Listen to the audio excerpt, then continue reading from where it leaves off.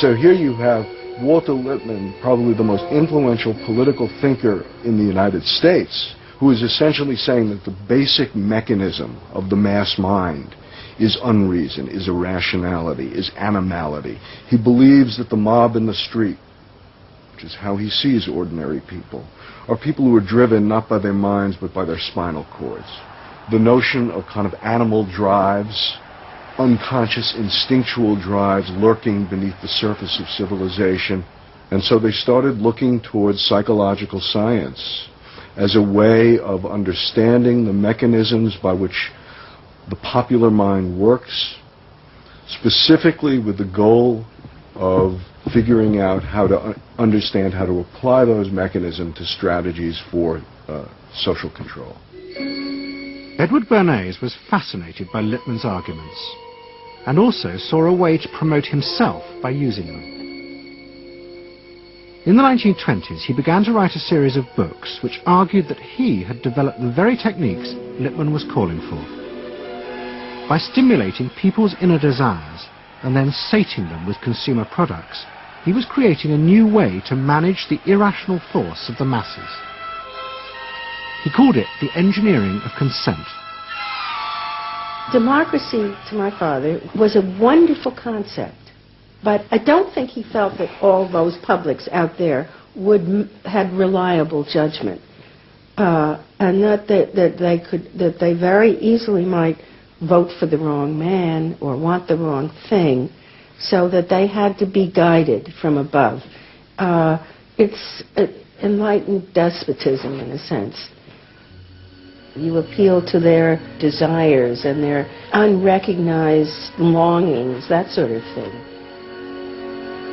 That you can tap into their deepest desires or their deepest fears and use that to your own purposes.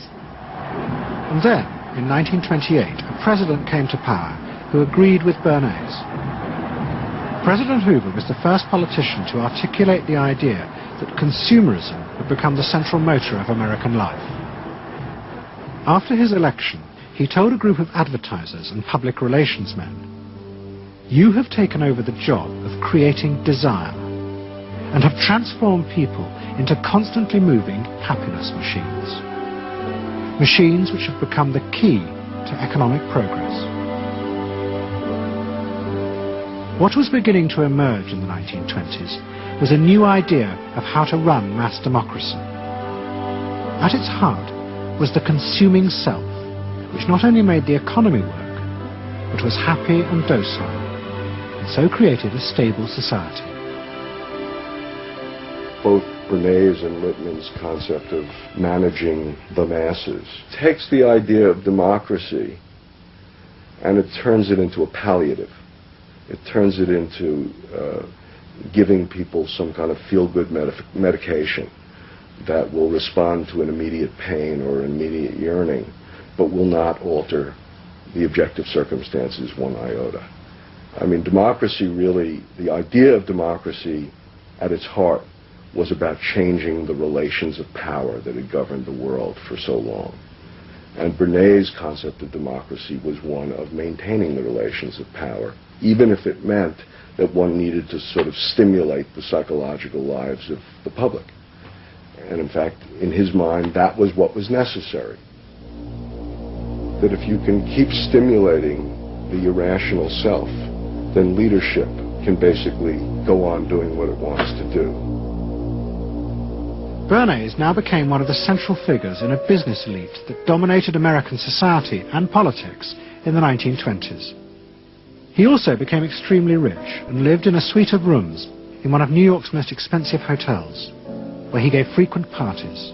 Oh my goodness, he had a home in the corner suite of the Sherry Netherland Hotel. And here's this wonderful suite with all these windows looking out on Central Park and across at the plaza and on the square. And he would use this place to hold a soiree. The mayor would come. All the media leaders would come, the political leaders, the business leaders, the people in the arts. I mean, it was a who's who. People wanted to know Eddie Bernays because, you know, he himself became a sort of a famous man, a sort of a magician who could make these things happen. He knows everybody. He knows the mayor, and he knows the senator, and he calls politicians on the telephone, as if he did get literally a high or a bang out of doing what he did. And that's fine, but it can be a little hard on the people around you, especially when you make other people feel stupid.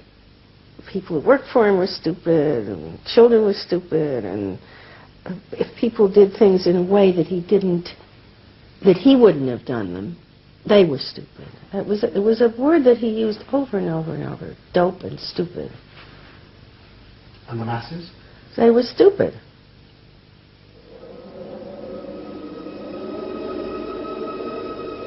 But Bernays' power was about to be destroyed dramatically, and by a type of human irrationality he could do nothing to control. At the end of October 1929, Bernays organised a huge national event to celebrate the 50th anniversary of the invention of the light bulb. President Hoover, the leaders of major corporations, and bankers like John D. Rockefeller were all summoned by Bernays to celebrate the power of American business. But even as they gathered, news came through that shares on the New York Stock Exchange were beginning to fall catastrophically.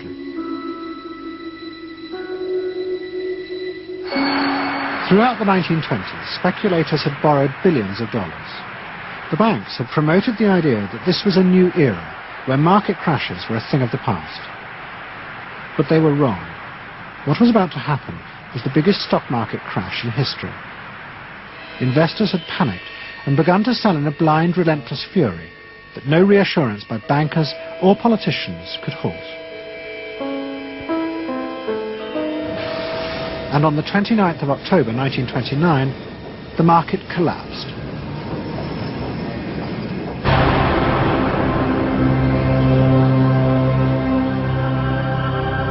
The effect of the crash on the American economy was disastrous. Faced with recession and unemployment, millions of American workers stopped buying goods they didn't need. The consumer boom that Bernays had done so much to engineer disappeared, and he and the profession of public relations fell from favour.